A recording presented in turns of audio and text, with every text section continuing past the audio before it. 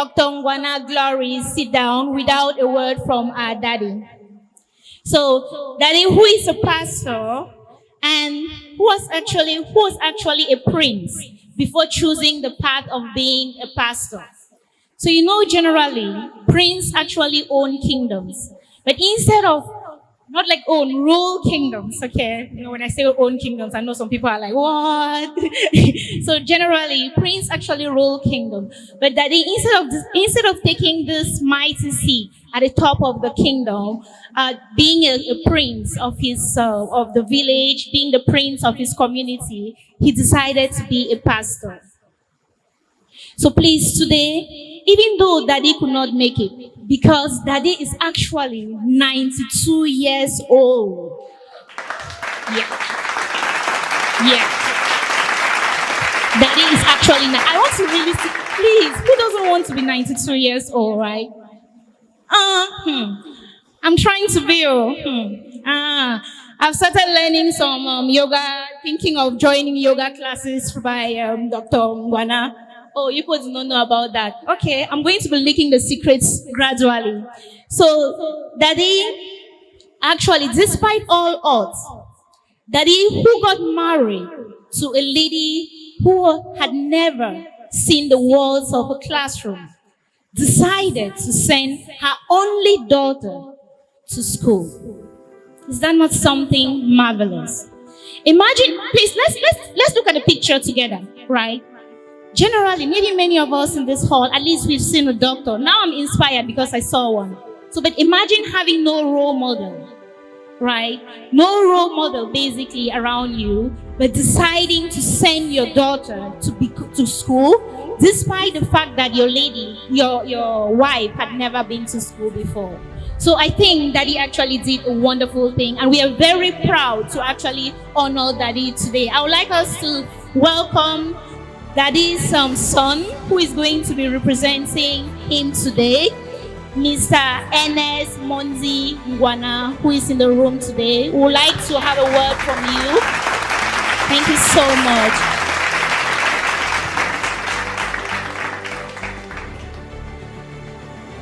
Our dear honorable guests, you are all welcome here.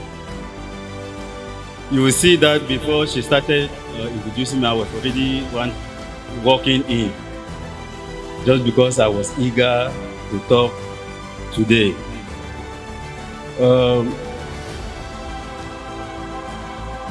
Glory, I'm used to calling her Glory. She's the last, and I'm the first.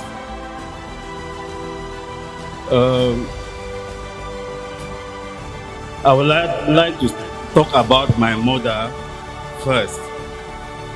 See, my mother did not go to school, but there's one thing that she did, and I've copied it up to today. We had a clock in the house, and it was very difficult for us to read the time. Our father had about 8 congregations, so he did not even have time to sit with us. My direct kid brother is sitting there. It was difficult for us to read the time. And my mother brought up a strategy. Somebody who did not go to school, but she could read the time. She told us that we will eat at 12. If and only if we'll come and tell her the time when it is 12. Because we needed to eat, so we were forced to know when the time is 12 o'clock. And we came and told her the time. The next day we thought she would still keep it at 12.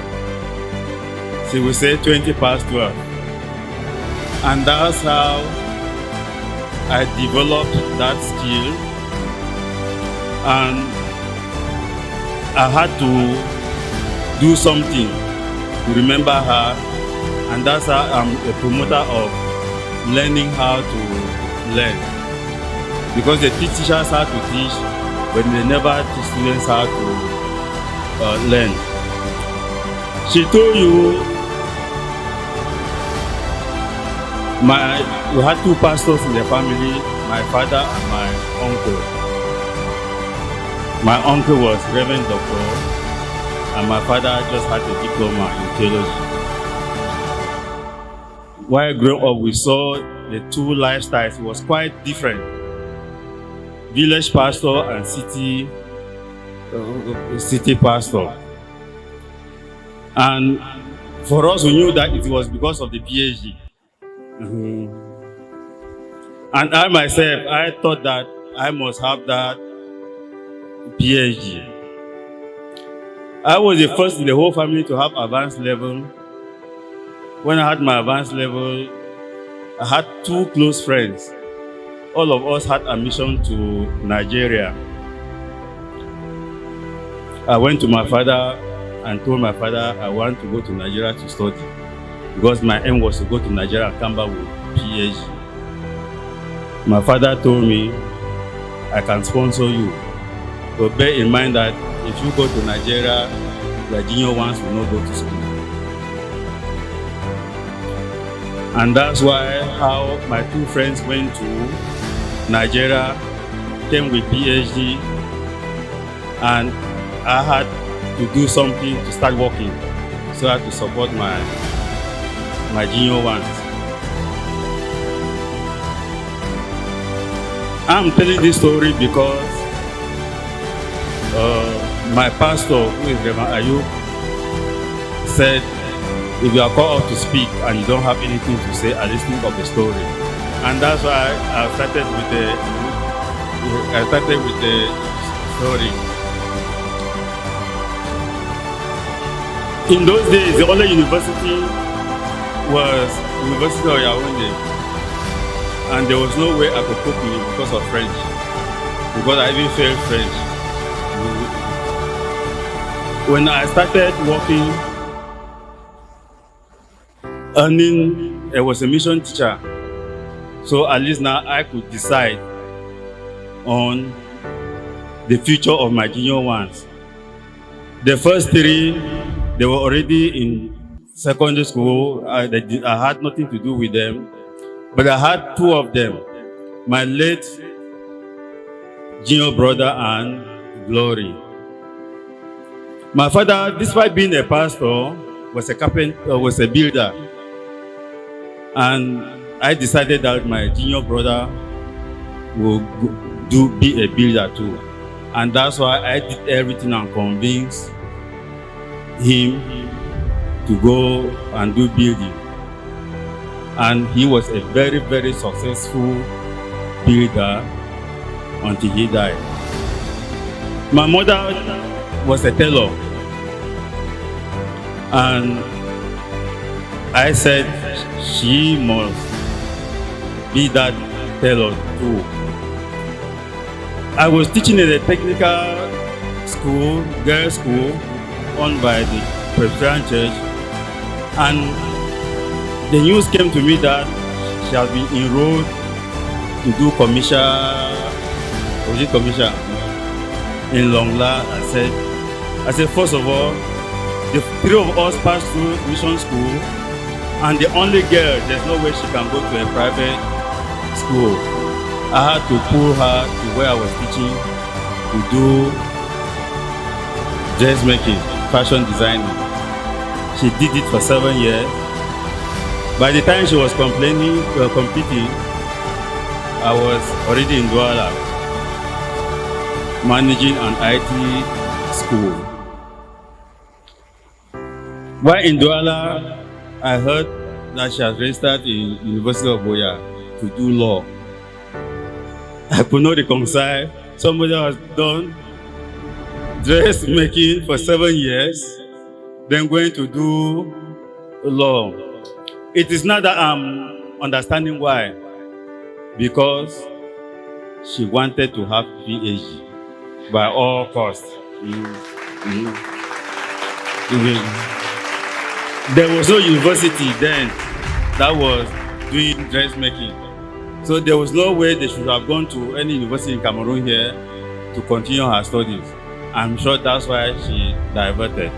And when I learned that there's another field called computerized sewing, I told her that, Gloria, you cannot go to Boya, you must come to Douala.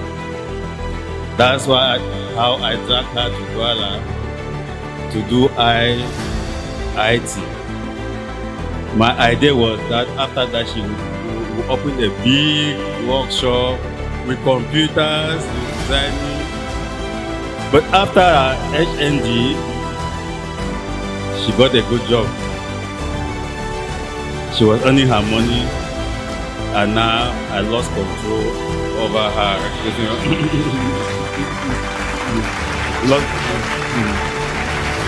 So whatever thing she was doing, she only come and tell me, I've done this, I've done this. Things I could not influence, I said, go on. And these my two friends who came back, they kept on bothering me and said, we did everything for you, that forget about your siblings, go and have that PhD. When you come, you will have enough money, you will have enough to do anything. But look at you now, we are your close friends with PhD, and you don't even have masters. The worst was when I was a participant at Morning Safari, when the Morning Safari at CRTV, and ENS Bambili invited me to come and be a facilitator at the pedagogic seminar in Bambili. I went there. There were about 100 lecturers. The list was masters, and I had to talk to them. I had the first degree. That's when I knew that PhD is necessary. I only had the courage because what I was going to tell them, I knew that they don't know. And that's how I got them. When I finished my lecture, all of them were calling me doctor, and I had to prove myself that I'm not a doctor. And behold, these my two friends, they were there. When, after that, they called me in their office. So you see, we told you, we are struggling to tell people that we have PhD, and you are struggling to tell people that you don't have PhD. I said I did it because of my sibling. One of them, the COVID mafia took him off the earth, and one is still living. When Glo had a PhD, I called him. That at least what I was fighting for, she had it. She told me that that is the only thing that is the only defense that has made sense since they started talking to me. And that's why I'm very, very happy that she has made me to at least make some sense to those my PhD friends. Though I shall be calling you doctor, but you remember when I was a teacher, it was difficult for you to call me Mr. and Sir. And now you made everybody in school, all the students were calling me Ni, because that was what you are used to. So I'm sure you also permit me, if I influence some people to be calling you Glo, instead of